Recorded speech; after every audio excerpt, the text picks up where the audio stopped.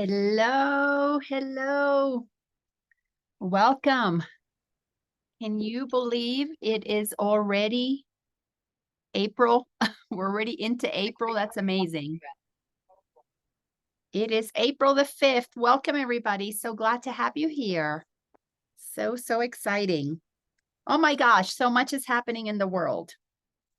So much. Thank you so much for being here. I am so grateful that you have joined me and still getting myself set up here for today. Today is episode number 99. I can't believe it. A couple of years of doing these Wednesday, 12 o'clock, transmissions. It's just so exciting to be able to offer these and to share them with the world, and whoever is inspired by it, they're inspired by it, and whoever it doesn't resonate with, it doesn't resonate. But we are in the middle of amazing times. Thank you so much for coming back. You guys are such faithful followers and of these beautiful transmissions, and it just touches me. Thank you. I love seeing your sweet face, Miss Cat. So precious. You're muted, sweetie. You're muted. Go ahead and unmute yourself and tell me, why do you keep coming back? You've been with me since the beginning of these transmissions, and not to mention 8 or 9 years with me studying A Course in Miracles. Here, hold on a second. Let's see if we can help you get unmuted. There you go. There. I don't know why. Why am I still with you? Because you're so fabulous. Because you're so insightful. You are so wise. And I'm always reminded, it's always, whether it's gentle or it's usually gentle reminders of what I know, or what I know already, really. Yet sometimes there are reminders. And so I just keep hanging in there because I'm always thirsty for knowledge. Yeah. And you'd think by this time I had all this knowledge I could handle. But if I can, I'm on here, if I can. Well, the thing about gaining knowledge is that the ego uses knowledge to puff itself up. And this is why, especially the teachings of Jesus that we're studying in our Monday night class, the ego gets spiritualized. The ego becomes the know-it-all. So really, the biggest trap in this journey, the biggest obstacle, the biggest challenge is always and only going to be the ego. And the ego is the mind that thinks it knows more than God. It's the mind that judges. If God loves everybody, then the ego that judges is the one that doesn't love everybody. You would think that would make sense to us. You would think that with all the knowledge, because every one of you on here, you all know everything that I know. You are just coming here to hear whatever is being inspired to be transmitted through me, because we are committed to the reminders. And I've been on this journey 20 years. I've been teaching almost 17. I still need my daily reminders. Mm-hmm. Yeah. It's so easy. It's so easy to move. Amen, sister. Yeah. It's so easy. Hey, Jody. Into the places of judgment. So thank you. Thank you for being such a consistent, faithful follower of the message, not of me, of the message. I just happen to be one of many who transmit, but thank you. I so appreciate you, Kat. Miss Jody, good to see you. Just woke up on time. Yes. And why do you keep coming back? Because you've been following teachings for, I don't know, 10, 12 years maybe that I've known you. I've known you that long? Kyla was in middle school. Holy poop. Sorry, I literally just woke up because I stay up late. Anyway, why do I keep coming back? This is perfect because I can't be in my head about it because I literally just woke up. Good. I come back because the truth, seriously, is the only thing that gives me peace. That's it. It's that simple. And everything else is just a bunch of noise in my head that is meaningless and robs me of my peace. Whether it's, oh, just anything. So I appreciate you transmitting, living it. I appreciate you other beautiful sisters on here. Let me see whoever else. And I didn't look at everybody. Oh, Krista's on here too, so not all sisters, brothers. um I just, when you have someone like you who's so magnificent that just speaks truth, and I can feel it and I'm freed in the moment, and whether I have moments of it or hours of it, it's just a beautiful thing. So thank you. Well, thank you for being here. So wonderful to have you. And Krista, why do you keep coming back? We'll add a little soul brother energy. Why do you keep coming back? Well, I keep coming back for various reasons, but I'm going to borrow a bit of what Jody said there. The truth keeps the peace within my being, and I can tell you it's far healthier for me than a cup of coffee to pep me up. My tea. It's like jet fuel, getting the elements of truth that you put out is like jet fuel. It's concentrated, it lasts for a long time. And so I can ride on truth for a long time. It goes, it's a whole week to go for the next one. So last but the jokes aside, it's an injection of wonderful reminders, and a lot of it I'm aware of, but it's a booster. It's like having a vitamin booster, So it's a no-brainer. Well, good. So glad that you're here. So glad that everybody else is here. And as I said earlier, it is April the 5th, and we are moving quickly through this year. And as I listen to not only my guidance, but as I listen to other channels, because I love to listen to other channels, I love to listen to transmissions that come through other body vessels. We are absolutely entering the time of great shakeup, the apocalypse. It was prophesied thousands of years ago, because humanity is entering a period of time where, as a collective, this is what's so beautiful. We have been individually, thousands and thousands of years ago, there was one master. Then later on, there were two. Then later on, there were 10. Then later on, there were 100. And we are at the point in our history where there are millions of masters on this planet, literally millions of people not only walk the talk, but not only talk the talk, but they walk the talk. What that means is there are many, many of us who know that love is the only way, who know that peace is the only thing we want. That means that millions of people have been looking at their attachments, have been looking at all the ways we have been programmed and conditioned to give our power away. And we are taking that power back.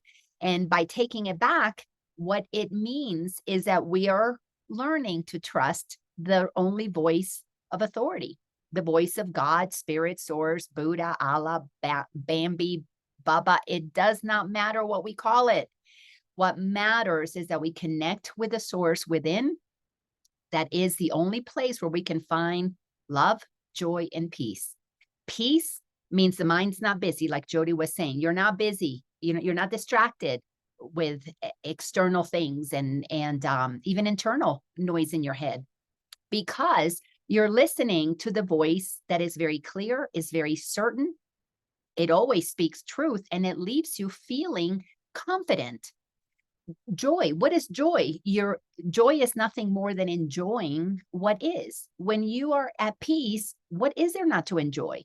You enjoy everything that's before you, because you know it's going to come and give you an opportunity to see, are you holding your peace, or did you give it away? Did you choose to give it away to the government? Did you choose to give it away to the prices at the grocery store? Did you give your peace away at the pump when the gas price went up? Did you give your peace away to your spouse that maybe didn't agree with you on something? or didn't bring you flowers or some crazy thing like that? Did you give your peace away because you got a bill? So everything is an opportunity for us to see, do I hold on to my peace because I see clearly what's happening here? I see that this world is projected. I see that there's nothing outside of me. Isn't that kind of an interesting conundrum there? I see that there's nothing outside of me. So when you are seen with the eyes of the soul, you can tell that everything that appears before you, you put it there. You projected it there. If you wanted to have the experience like of being Laina, I had to put characters in my life. I had to put mom and dad and aunts and uncles and country that I was born in, and the Catholic Church that I got my indoctrination from. I had to put in the partners that I've had, the children. I had to populate all of my life experience so that I could play the role of Laina. So we are each the ultimate playful actor and actress in our own play. We're the star of our own show. And guess what? There's nobody else out there. There really isn't. It is a projection of the characters that we wanted to have in our story, because when we can see the character through the eyes of the physical eyes and we listen to the egoic conditioning, we get to forget that we are non-physical and eternal. It gives us a moment in time, a blip in eternity to play the role. Like every great actor and actress, they totally get lost in the role and they play it full out. And for some of them, the role may last 3 months, if that's how long it takes to film the show, or maybe it's a one-time performance on a street corner. It's an impromptu thing. Maybe it's decades if they're in a soap opera.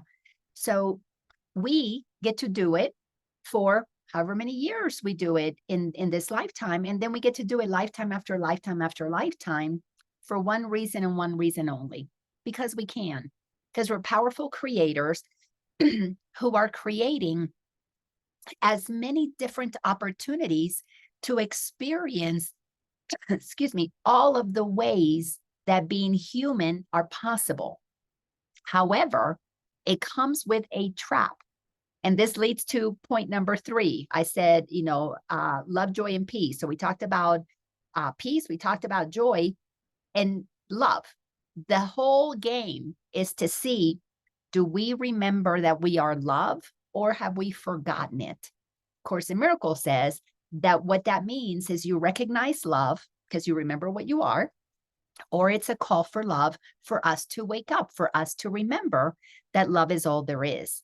So when you think about love and equate it with light, you realize that light is eternal.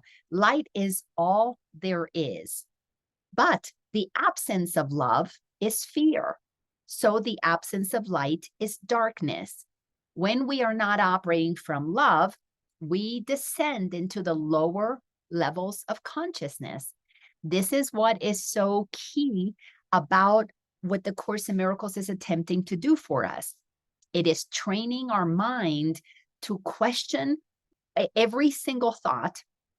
And when we realize the thought blocks love, or it's aligned with love, the thought blocks peace, or it's aligned with peace. The thought blocks our ability to enjoy what is, or it's aligned with the opportunity to enjoy, to be in the moment and go, I created this. I created this beautiful relationship. Oh, I created this not so wonderful relationship. What can this relationship teach me? Our lovely, joyful, fun, easy relationships don't really teach us a whole lot because they don't stretch us. When we are in an easy relationship, we are at our best. We are at our leading edge of potential. The relationships that really test us, and sometimes easy relationships have a moment or two where there is a test or two, but it's not a constant classroom, because if you're already living from love, you're not learning to be what you are, you're being what you are. That's what mastery is all about. But if there is an opportunity to have an irritation, it becomes an invitation to see the ego's motivation. One of my Laina isms. And I'm telling you, it has served me, still serves me every time, every single time without fail. If I feel a contraction, if I feel a righteousness, if I feel an unease, I go to, okay, that irritation is an invitation. I go and look, what are the thoughts that I'm thinking? Because it is only thoughts that create. Nothing else creates. Your body doesn't create anything.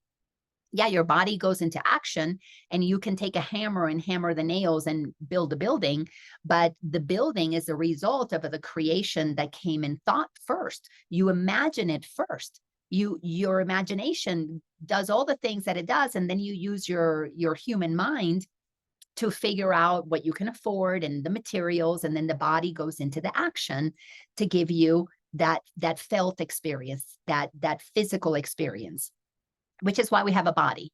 The only reason to have a body is to have a physical experience. That's it. That's it. So you can experience the five senses. When we're non-physical, we don't need to feel what loving another person is all about. We don't need to feel what listening to beautiful music is about. We don't need to feel what holding your child is about. When you are pure love, you know that all of that is experienced as an ongoing process. You don't have to have the body to give it to you. You already have all of that within you.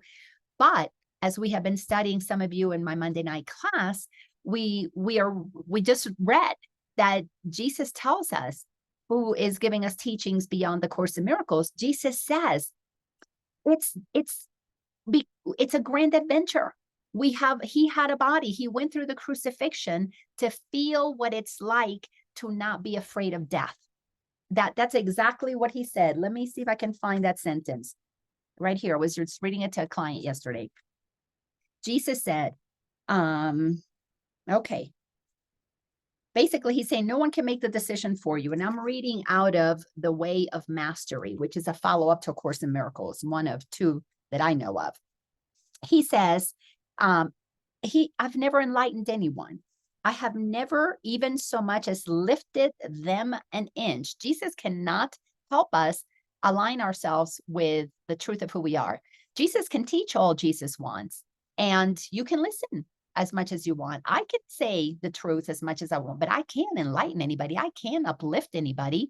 The words that I share or the examples that I provide, you get to decide to trust it or not, to believe it or not, to apply it or not. It's always you. We are always in control. He says, I have merely chosen to demonstrate unlimitedness for myself. And part of that experience was taking on the crucifixion, just so that I could learn how to overcome death. That was my choice, my pathway, my calling forth of experience. I can tell you that it is so much grander to be in the body while being completely aware of our cosmic self. So when we wake up, when we follow these steps that A Course in Miracles is attempting to guide us through, like the Course says in the introduction, you cannot alter the curriculum. And this is the trap so many people get into. They try to change what the Course says. Oh, I don't like the word God. Oh, I don't like the word salvation. This sounds Greek to me. Or this, I can't read it. I can't understand it. Well, the ego doesn't want you to receive the truths that are in A Course in Miracles, which are actually very simple, because the truth sets us free. So when we study A Course in Miracles, it frees us from being bound to believing that we're in a body, frees us from the fear of death, because you realize if you're not in a body, then you don't die. And then it makes you realize, then what are you? Well, you're eternal. And if you're eternal, what does that mean? It means you don't die. There's no birth or death. So what has birth and death? The body. What does that mean? The role that you play has a birth and a death, like an actor who gets the costume made for the beginning of the show. And when they're done with the show, they put the costume away. They give it away. They're done with it.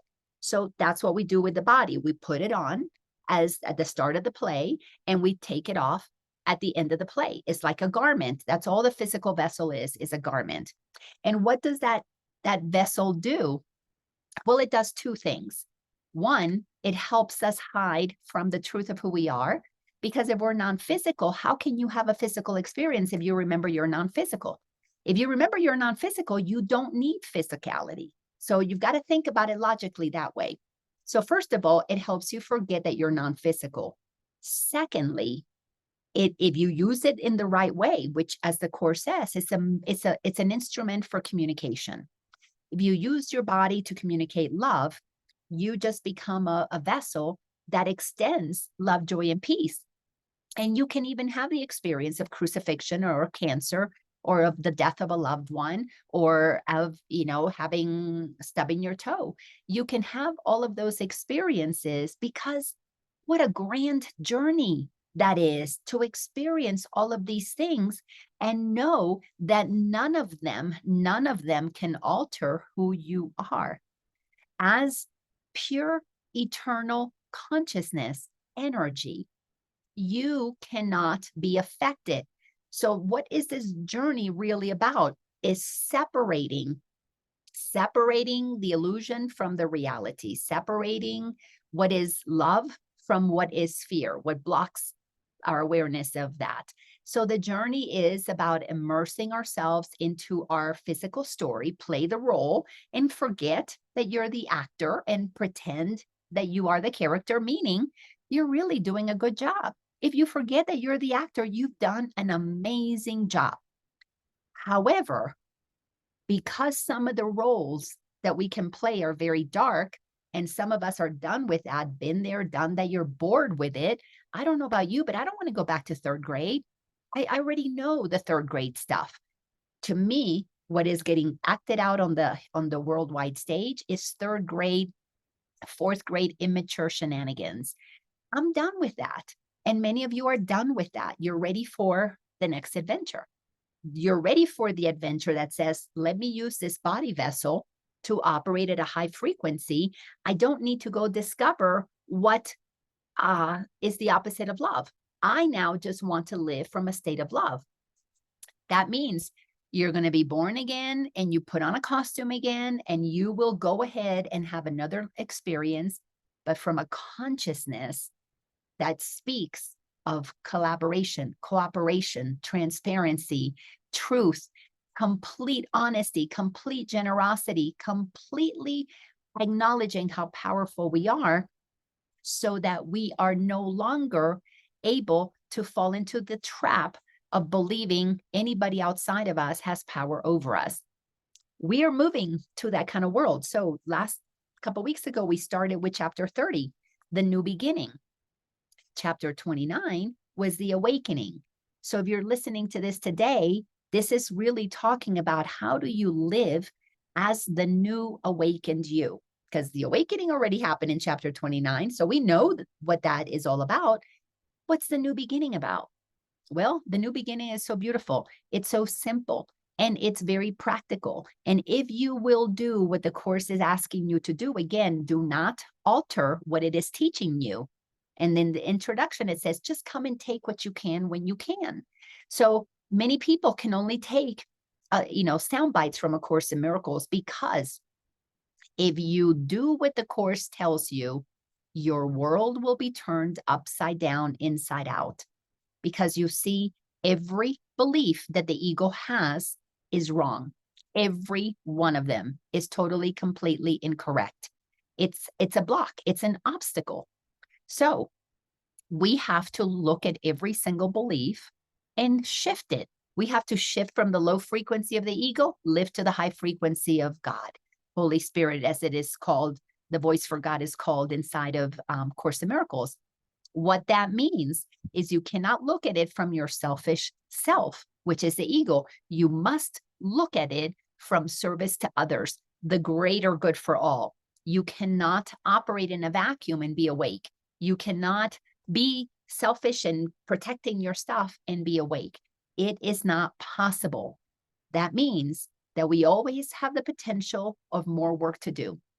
If you're attached to your body, if you're attached to your money, if you're attached to your looks, if you're attached to what people think of you, if you're attached to your home, if you're attached to your purse, if you wig out, if you lose your purse or your wallet or whatever, if you're concerned that somebody's going to hit your car, then you have work to do, because all of those things mean that you are believing those external things have value.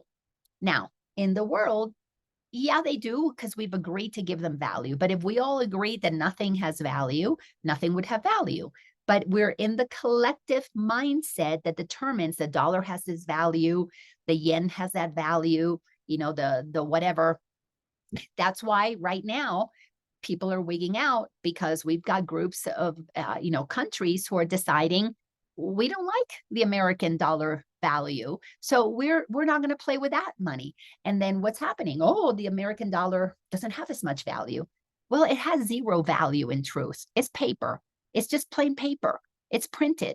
Now, because the government prints it, it's okay. But if you and I printed it, well, we would be in trouble. We would be in jail. That's a whole different transmission. But right now, we are all being invited to look at everything that we have attached a sense of value to, because that keeps us from being awake. So to wake up, the Course in Miracles for 29 previous chapters and 365 lessons has been giving us the practice of questioning where we have placed value, of questioning what it is that we believe will happen to us if we lose that. Because see, when we lose that thing that we are attached to, we are actually being loosened from the attachment to something that is limiting us. So the word loose has, you know, two meanings. If you are practicing every irritation is an invitation, you will follow a line of questioning. Course in Miracles tells us exactly how to question. A line of questioning that little by little brings us to the realization that we do not want to operate from that thought as being true. Because if that thought is true, then the thought of our liberation, the thought of our eternal self cannot be true. If I'm worth, you know, my $2 million in the bank, then that I am eternal and infinitely abundant, that one can't be true. If your value is just what's in the bank over here, or $10. So everything is being activated to wake us up for a reason. So many of us are done, tired, bored.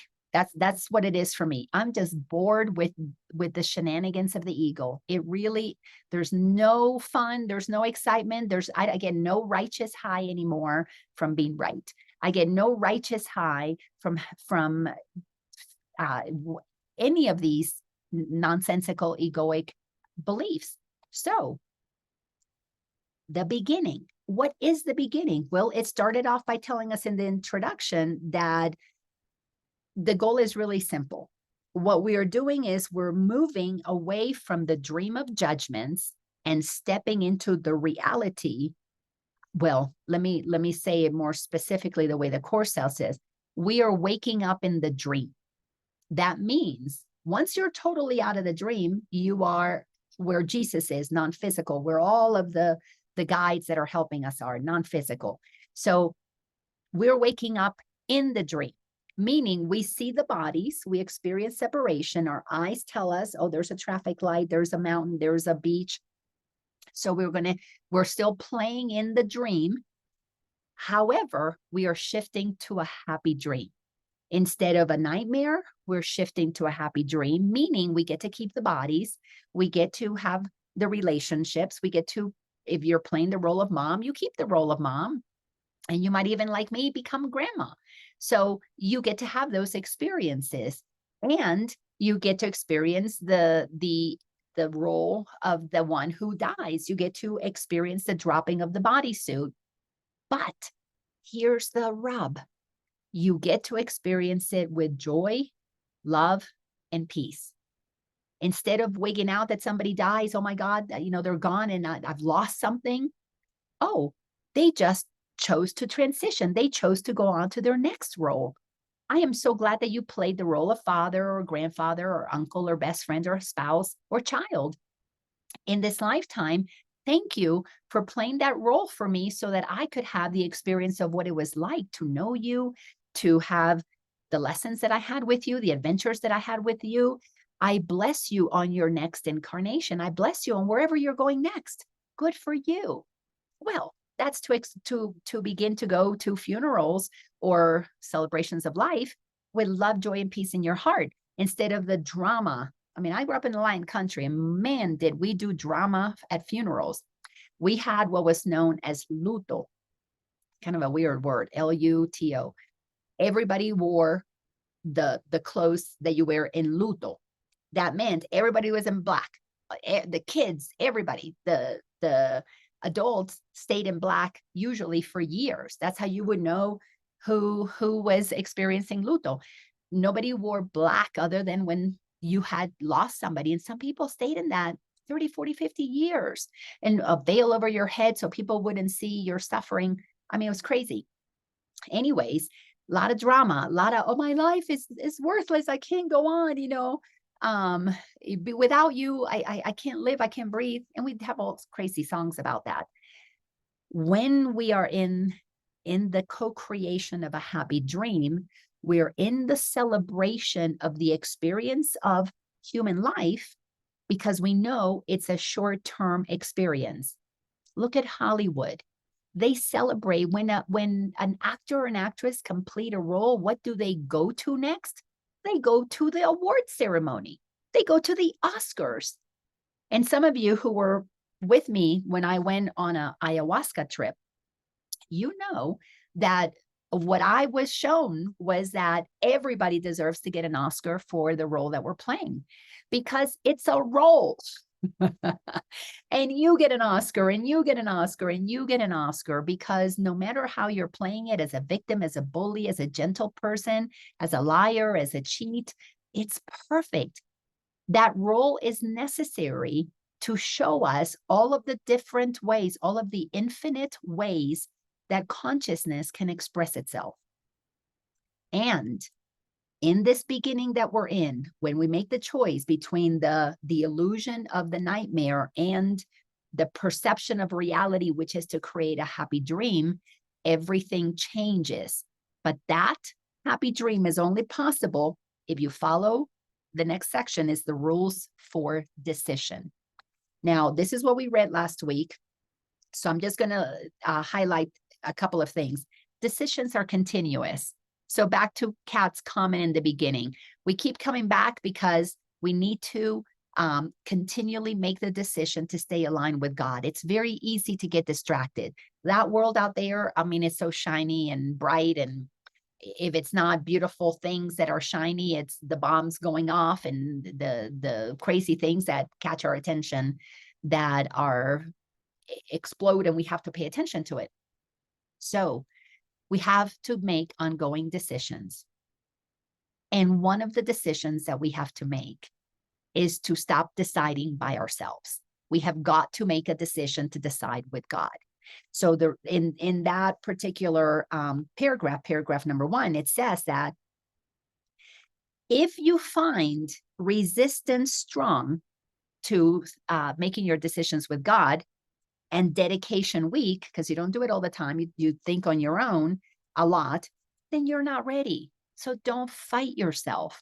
And this is one of the beautiful things about the Course in Miracles. It's the most gentle teaching I have ever discovered. We are being walked. Our hand is being held little by little by little to look at our beliefs from a different perspective. And when we shift our perception, then all of a sudden, the miracle is, wow, I see it now from a different space. This entire ascension process is like a spiral. Just as we entered at the top of the spiral staircase and we descended over time into the small, tiny idea of who we are, we have to spiral our way out, meaning we're going to look at the same thing from a different perspective until we work our way up beyond needing a body. And I really love having a body, now that I love my body, now that I'm happy with my body, now that I don't care what anybody thinks about my body, now that I don't care that my body shows the wear and tear that I've had while I've been playing the role of Laina, I really want to use my body to teach only love. So that's part of the love, joy, and peace that happens. My goodness, in my younger years, I looked at all of the propaganda, all of the ways that I was supposed to look, that if I was this so many pounds, I was out of the realm. I was not going to be happy if I was overweight. I was not going to be happy if I was too underweight. It was all about this idea of perfection. Thank you, Barbie dolls and Cinderella and Disney. I lived so much of my life comparing myself because Cosmopolitan magazine told me what I needed to look like to be whatever. Glamour magazine told me what I needed to look like, what I needed to have to feel important. So when you begin to not care about what anybody else thinks, because you're coming inside and you're learning to love yourself, you gain so much freedom. So when you're when there's no longer resistance to accept the truth of who you are, and your dedication is strong, you get to experience the great awakening. You get to experience being sovereign. You get to experience abiding in love, joy, and peace as your constant state of being. And while more of us are becoming aware that that is what we deserve, then more of us are realizing the ways that we got indoctrinated that don't serve. And we don't want our children to have that. We don't want our grandchildren to have that. So what's happening? Those systems are losing customers. They're collapsing on themselves because they all operate with money. Even religion. You can't get the good, juicy secrets to eternal life unless you give 10%. Well, when you are moving into eternal abundance, when you're moving into realizing money has no value except the value you give it to, you begin to value the things that are non-physical, the things that are not of this world, like love, joy, and peace, and honesty. You can't go buy honesty at the store. But when you operate in honesty, my goodness, you feel quite abundant. And then you become generous with your honesty. And while we're in the physical world, your characteristics, your talents, the things that light you up, you can trade them with others. And sometimes you'll trade them for money. But we are moving to a world where the end of stupid things that were of the ego, like printing money without anything that backs it, the things, ideas of inflation, these crazy taxes for income, this idea of penalizing people with interest for needing assistance by getting a loan and having to pay crazy amounts of money for it. All that's, it's falling. It's going to go away because we're helping one another over here. I needed a loan not too long ago, and I went to a friend and she loaned me some money. And I said to her, well, what kind of interest do you want? And she said, I don't need interest. And actually, matter of fact, I think one of you here on this call had an experience like that with a car. And that is how we help each other, because you're not trying to make money off of somebody else. You recognize that when you help another, you help yourself. Why? Because this whole world is projected by you. So all of the characters in it, you put them there to give you the awareness of who you are and what level of consciousness you're playing at. Absolutely beautiful. So very simple. If you are still resisting the truth and you don't practice it on a regular basis, you're not ready, it's okay.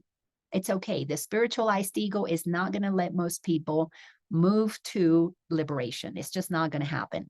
Not in this lifetime. That's my prediction, because it requires an incredible amount of honesty to say, yeah, I've been judging. Oh, yeah, I was being righteous. Yeah, I was attached to my money. It takes an incredible amount of honesty. That means you've got to recognize that what you were believing as true and right is actually wrong. Wrong, not as in a bad judgment, but it's not what is going to allow you freedom. That's the only reason to use right and wrong. Does it allow me? Does it bring me close to freedom? Yes, then it's good for me. So it's right for me. That's why the Course calls it listening with the right mind instead of the wrong mind, but not because it's right and wrong and punishment and rewards. And although choosing to believe with the ego in and of itself, it's its own punishment because it's a contraction. You live in fear, you live in lack, you live in, because you think that there's not enough. I mean, have you ever found anybody who gets 1 million and thinks that's enough? No, they want 2. And then they get 2. Well, that's not enough. That's why they want, hundreds of millions. That's when they want billions. And not that there's anything wrong with that. But when the mind is, I got to keep getting to then someday be happy or be somebody or achieve what real worth or real wealth is, you don't know who you are. You're caught in the illusion and you're stuck in the role. So in the next section that we're going to look at here, it says that you have to start every day. You've got to want only one thing. And this is how you start your day. Today, I will make no decisions by myself. This means that you are choosing not to be the judge of what to do. But it must also mean that you will not judge the situations where you will be called upon to make response. Many of you know the journey with my son. I never would have chosen to have a son who was going through addictions and addicted to drugs and alcohol. I never would have put that in my movie, but there it was because I was waking up. So I had to see that I can't control other beings and the journeys that they have, because even though this is a great paradox, even though I put him as a character in my movie, this is part of the mind-blowing stuff. He's the only one here, and he put me as a character in his movie. So I can't tell him what he can and cannot do because he's a sovereign being. But at the same time, I don't need to be affected by what he does and doesn't do because I am a sovereign being. So I had to begin to ask God, what would you have me do here with this son of mine? And what was coming to me was I couldn't judge what he was doing as good or bad. I couldn't judge myself as having failed as a mother. I had to let go of all of those judgments so that I could hear a voice that was telling me to do something that was not of this world. That voice was telling me, you let him keep doing drugs. You let him keep doing drugs, and I'm going to guide you as to what to say and do. And boy, did I allow myself to follow that guidance, and the world was not happy with me. His father, his friends, teachers, people thought I was insane, and that's okay. But today, Spencer is drug-free, and he knows that it's because of what I did, not because Laina chose it, but because Laina allowed God to speak through me, to transmit through me things that he and I were both shocked were coming out of my mouth. Shocked.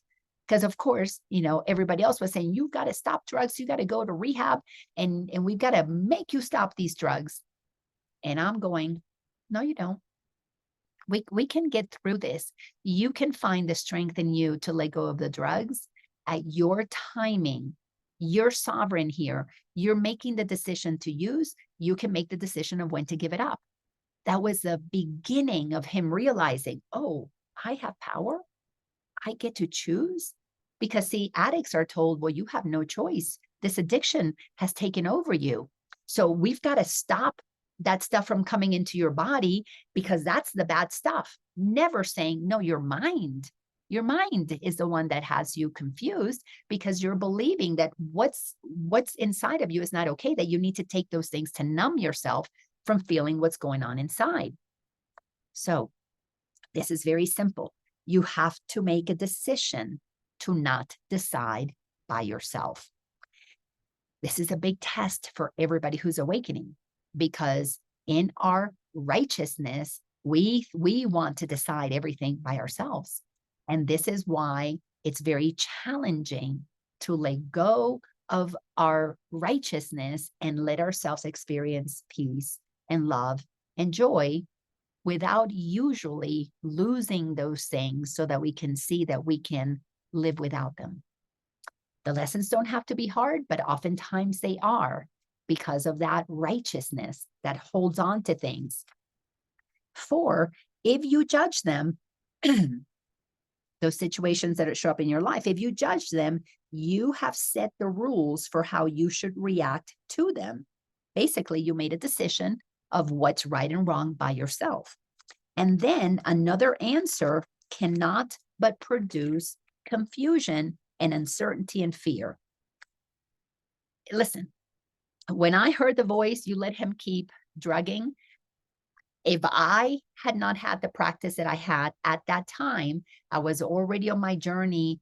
Let's see, this started 2010. I started my awakening 2002. I started really listening to guidance about 2004 or so. I had a good 6 years of practicing. I had 3 years of coaching and teaching. So I had a pretty good foundation for when my big test came in, and I could hear the voice of the Holy Spirit of God saying, you let him drug. And then I heard the voice of the ego. This is what produced confusion. No, what kind of a mother would do that? What kind of a person would do that? What are people going to think? What is, his dad going to think? What are your neighbors going to think? What is the police going to think? What is a whatever? So I had to say, you know what? Voice that activates confusion, I'm not going to listen to you anymore. That was the beginning of my realizing how powerful I am, how powerful everybody is. This is when I can tell the difference with my clients, the ones who are going to be able to move on to experience love, joy, and peace, and the ones who don't. The ones who do make a decision to not believe the thoughts in their head, the righteous thoughts in their head. Those are the ones who are willing to question those thoughts, to shift their perception, to give themselves the miracle, because they're willing to see things from a radical different place. Those are the ones that are co-creating the happy dream, because you can't have something new if you keep doing the same old thing. Insanity is doing the same thing and expecting a different result. To be sane is, if you want a different result, you have to do something different. It has to be drastically different. So we're going to continue here. This is in sentence number, section paragraph 3. So this is your major problem now, that you're not committed to choosing only the voice for God. You still listen to the voice of the ego, so you get confused. You still make up your mind and then decide to ask what you should do. So you make a decision without God, and then you ask, oh God, what should I do? Well, we got to clean up that last decision now. Now, it can be used, and it will always be used for your greater good, because it teaches you, number one, you didn't listen. Number two, how easily distracted you were, that you came out of your practice. And then you learn, oh, you know what? I don't want that anymore. All right. And what you hear may not resolve the problem as you saw it first. Here's why. Because if you ask God for help at the beginning, instead of to the ego, when you go back to ask God for help, now the help that you're asking for has to work through this layer, that layer, maybe 10 layers of situations that got created because you weren't asking for God. So you're not really, the problem is not what it was to begin with. There are many other issues, including the not listening issue. And what you hear may not resolve the problem as you saw it first. This leads to fear, because it contradicts what you perceive, and so you feel attacked and therefore angry. What do you mean, God, you want me to leave this marriage? Well, because in the beginning, when you first entered this relationship, he wasn't so into you. He wasn't calling you back, or she wasn't calling you back, and you kept insisting about the things that they needed to change so that it would work. And so you listen to the ego thinking, I can change this person. Been there, done that. I'm sure every one of you can raise your hand, because you know what I'm talking about. We try to change other people's views and perceptions so that they'll like us, so that they'll understand our point of view. All of those are obstacles, obstacles, obstacles, obstacles. So now God is trying to tell you, well, it's time to realize that that's not the relationship for you. And you're like, what? What do you mean? I've put all my heart into this thing, so much sweat and tears went into this thing, blood, sweat, and tears. And you're going to be angry that God is saying it's time to leave. Or you'll be angry that God is saying, no, it's time to stay. And you're like, but I'm tired. And God's saying, no, it's time to stay. It's what happened to me when I was going through my divorce with Ken. I heard the voice, no, you're going to stay. And I was like, what? I was like, yeah, you're going to stay. You have lessons to learn here. Even though I went through the divorce, I stayed in the relationship for about 3 more years because I kept hearing, well, has nothing to do with a piece of paper. So we're going to take that. We're going to do the piece of paper because that's going to please him. But you're not done in this relationship. You're staying. It was like, fuck, I thought that divorce, you're done. You move on. Nope, not for me. Because there were signs in the beginning where I was thinking by myself, not with God, because if I would have been listening to God, I would not have made the choices that I made. But I made the choices with my ego. All that means is I had lessons to learn that showed me clearly that I wasn't at the level of consciousness that I thought that I was. I was making choices with my spiritualized ego. Oh, I'm a spiritual teacher. I can transcend, whatever he's got going on, or I can lift him to this level of consciousness. I can show him his wounds and I can help him fix those things. And God was saying, oh, you got more lessons to learn, girl. You got to move beyond this spiritualized ego that thinks that you know better for other people just because you're a spiritual teacher or you're a coach. And oh my goodness, did I go through a major humbling process. So how many corrections do you want? If you want the simplest correction, listen the first time. Every time there's a new choice, a new opportunity, like my trip to Colorado, I heard, you got to go. My daughter asked me to come and I was like, okay, God, what will you have me do? You're going. No arguing with that. Did my ego want to stay where I was, where things were familiar, where I had just such a wonderful community? Yeah. And then I had to say, but that's not the guidance that God has given me. Now I can stay here, but then I'm going to have to correct other things later on. There's a reason I am being told move now. And all the pieces were falling into place. Now, I could have let all those pieces that were falling into place, and I could have said, no, you know what? I'm going to override that. I could have done that. But I've learned that I don't like suffering anymore. I like my lessons the fun and easy way. And coming to Colorado has not been the funnest experience, nor the easiest one, because in my mind, I prefer sand over snow. I prefer sun over cold. I like the heat.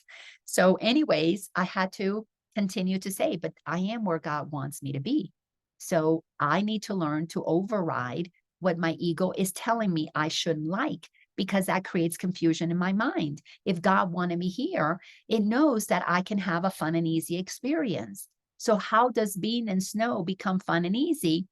Learn to play in it. Let Ryder be the one that leads me, my grandson, to go outside and play in the snow and learn from him. Let him be my teacher who's pulling me out of the old stories that I had about cold and snow into a totally new experience, so that my dream, my life in the dream is happy.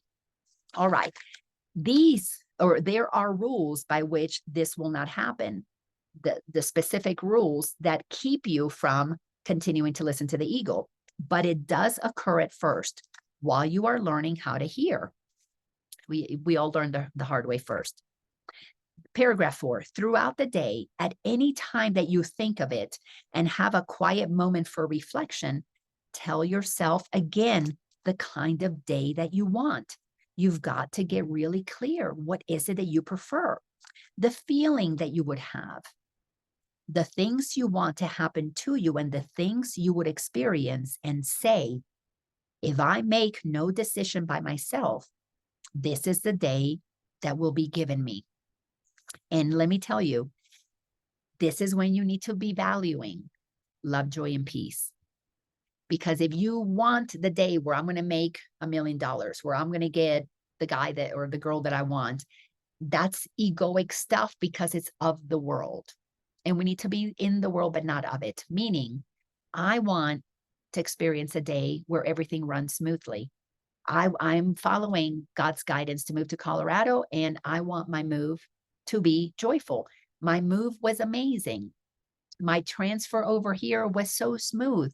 My drive, 20 some odd hours of driving, so smooth, relatively smooth until the very last 30 minutes of the drive when it was dumping snow and we couldn't come up the hill. My car just would not go up the slight hill. So we talked to my daughter and she told us how to, basically let my car and the U-Haul trailer that I was pulling, let it slide down the hill, make a left turn, go further down, come to the road that was flat so that we could get to her house. That was it.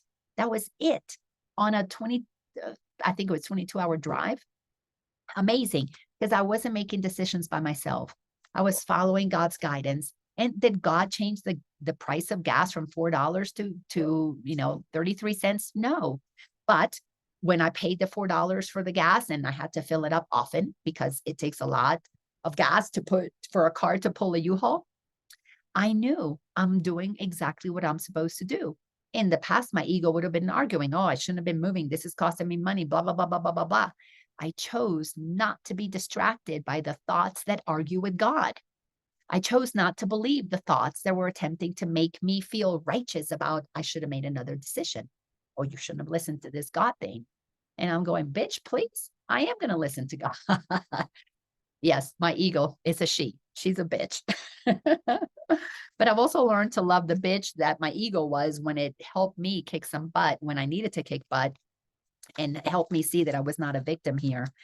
All right, so the next sentence says, so these two procedures practiced well will serve to let you be directed without fear, for opposition will not first arise and then become a problem in and of itself. What are these two procedures? One, decide what kind of day you want. I want a day filled with love, joy, and peace. Two, how does that get acquired? By making no decisions by myself. I'm only going to listen to the guidance within. And again, if you don't like the word God, it's okay. Say gut, say intuition, say whatever you want to say. You know the voice that allows you, the knowing. It's not even a voice. It's a knowing that allows you to feel peaceful, certain that in that second, and here's the thing about the ego loves to chit chat. It's the one that talks first, but the knowing comes first. But it's not a talking, it's a knowing. You have to understand the difference between the knowing and the talking. The knowing, in that second, it's right. The talking talks you out of it, makes you doubt it, makes you come up with a different idea. That's okay if you listen to that voice, because it's just going to take you on a trail with other lessons that still need to be learned. So it says in here, so if you follow these two procedures and you practice them well, what do I want to feel? And let me make no decision by myself. It will serve to let you be directed without fear. For opposition, which is listening to the ego, will not arise. It won't arise. You won't hear the ego if you're committed only to God. The next section, paragraph 5, and we'll just stop at after paragraph 5. But there will still be times when you have judged already. Now the answer will provoke attack, unless you quickly straighten out your mind to want an answer that will work. So you got to pay attention. Your greatest attacker is in your head. We all have a tyrant in our head. It's called the ego. And it is all happy with us when we're listening to it. But where we had egoic thoughts, that when we were stuck in the nightmare, listening to the ego is a good thing, because the ego is all about self-protection. So when you're a child and you're listening to the ego tell you how to protect yourself from an alcoholic dad or an abusive mom or whatever, and you listen to that egoic voice, stop, freeze, don't say anything, don't do anything, or speak up or whatever, that is helping you be in the world and play the game of it. It helps you because the ego is about the 3D world. But if you're moving to the 5D world, this is the world that we're co-creating, the happy dream, there's no room for ego because ego is a block to God. The child that is protecting itself is thinking on its own. Now, I'm not saying that that's not a good thing. I'm just saying that that's where you're listening. You're listening to what to do to protect myself. When we are doing that, we are giving power to hearing our own voice. What happens is that even if God is guiding you as a child what to do to protect yourself, because you're not recognizing it as God's voice, you become well practiced at listening to your own voice.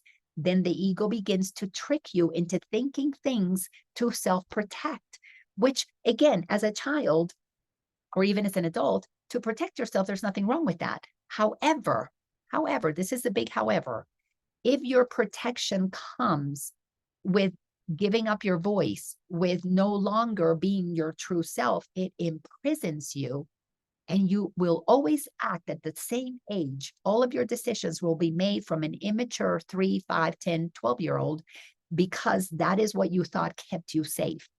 Not because you heard the voice for God. Okay, this is what you need to do to stay safe. And you go back to listening to the voice for God because nobody teaches you that. We're taught to listen to the outside, to listen to others. And then when we think we're listening to ourselves, but it's not because we're listening to God, we really strengthen our ego. So all of that has to be pulled apart. Takes a while, but it needs to be done. So anyways, this is the continuation of that. So be certain that this has happened if you feel unwilling to sit by and ask to have the answer given you. You're always going to revert to the ego if you're not willing to listen to the voice for God and do what the voice for God is telling you to do. We have physical bodies to take action with what God is saying. This means that you have decided by yourself and cannot see the question anymore. Now you need a quick restorative before you ask again. So how do we restore ourselves? Well, there's only one way to restore ourselves, and it's to admit that we were listening to the ego and not God. See, question here. Let me look at this comment. So how do you know when it's the voice of God? Great question. You feel peace, you feel certainty, but it's very short-lived if you're used to listening to the voice of ego. Because see, God is always speaking, but because we listen to the voice of ego, most often we don't hear God. And if we do, oh yeah, that feels so good. Oh, go do this thing. Oh my gosh, that's so exciting. And and you would want to do it. And then the voice tells you, but you don't have the money, or you don't have the education, or you don't have this, or that's too far, that's too low, that's too high, that's too short. And then all of a sudden, you're talked out of the thing that was exciting. The voice for God leaves you peaceful and joyful and loving your life, loving who you are.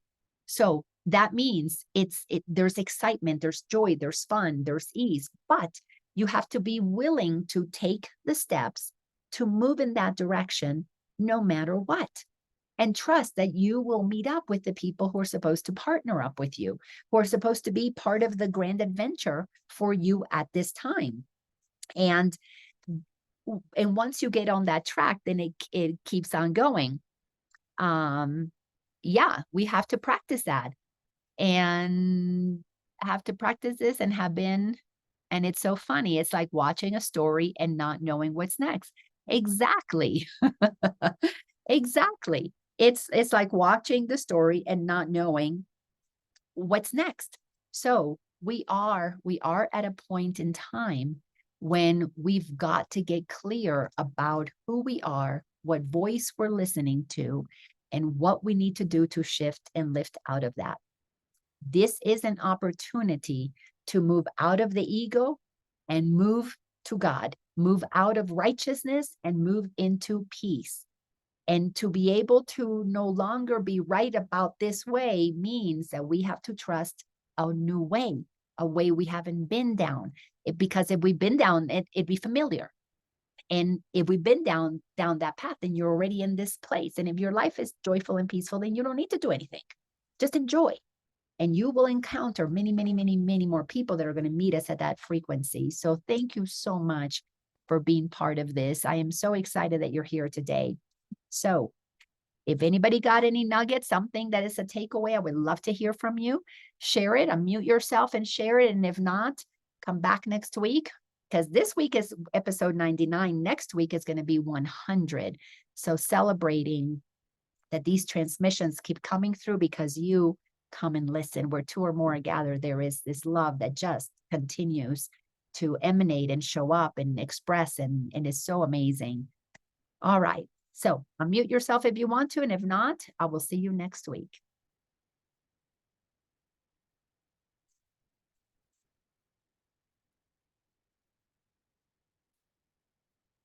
All right. I will see you next week. You all have a beautiful, blessed day, and know that the way is simple if you just choose, not with your ego's will, but with God's will. And when you do that, love, joy, and peace must follow. Oh, you're welcome. All right, everybody, take care. Bye-bye.